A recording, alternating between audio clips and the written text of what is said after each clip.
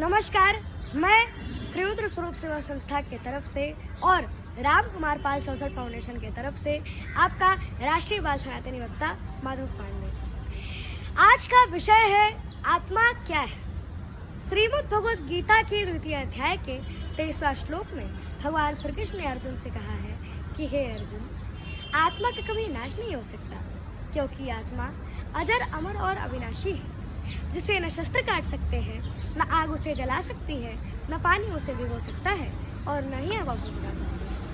अतः हे पार्थ, यह आत्मा तो एक ऐसा जीव है जो कि व्यक्ति के कर्म फल के अनुसार एक शरीर से दूसरे शरीर में भटकता रहता है। नैनम छिन्नन्ति शस्त्राणि, नैनम दहति पावकः, न चैनम खलदन्त्यापो, न शोष्यति मारुतः।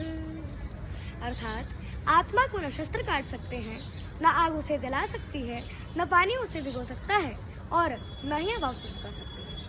Weapons cannot shield the soul, nor can fire burn it. Water cannot wet it, and nor can wind dry it.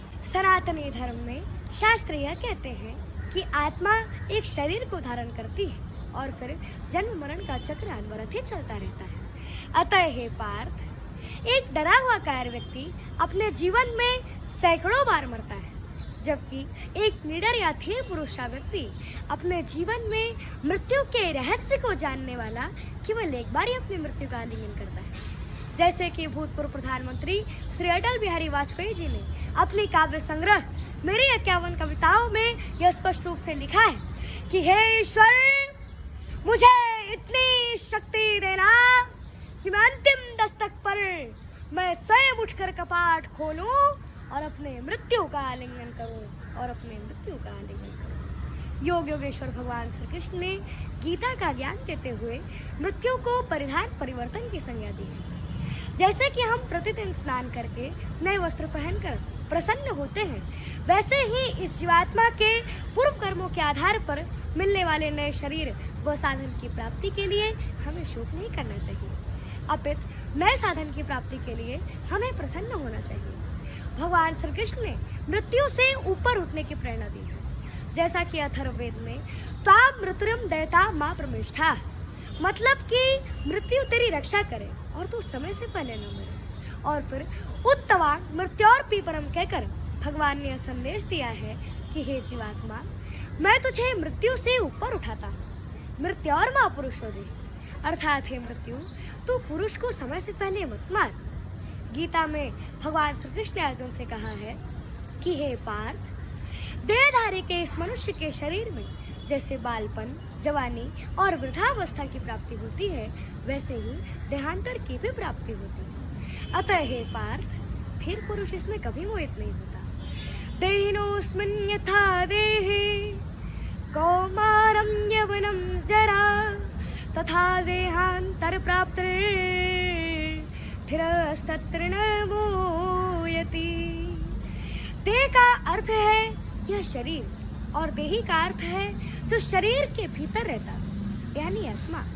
यह सबसे पहले समझाया गया है कि देहिना अस्मिन् देहे, इस शरीर में जो शरीर का निवासी है वह आत्मा है, और यही आध्यात्मिक ज्ञान की शुरुआत है। Deha means this body and Dehi means who within the body. That is the first of all explained. Dehina asmin Dehi. In this body, there is a resident of the body, that is soul, and that is the beginning of spiritual knowledge.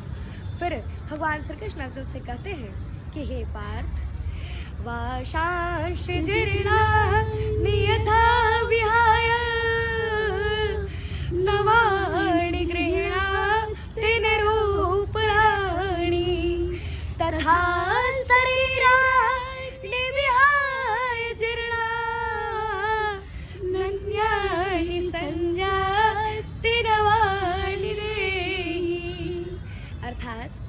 जैसे हम पुराने वस्त्रों को त्याग कर, जैसे हम मनुष्य पुराने वस्त्रों को छोड़कर नए वस्त्रों को धारण करते हैं, वैसे ही आत्मा भी पुराने शरीरों को त्याग कर दूसरे नए शरीरों को धारण करती है। As a person puts on new garments, giving up old ones. Similarly, the soul accepts new material bodies, giving up old useless ones. न जायते म्रियते वा कदा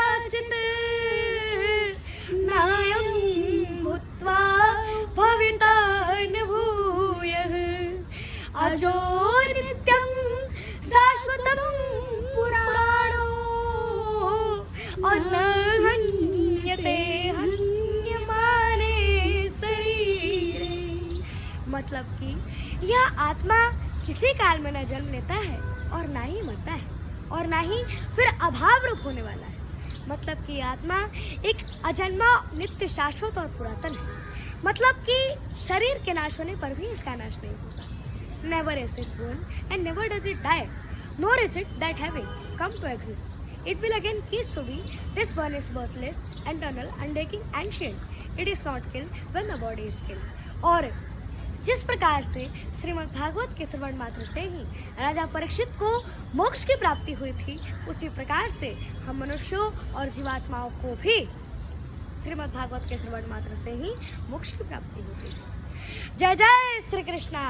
राधे राधे।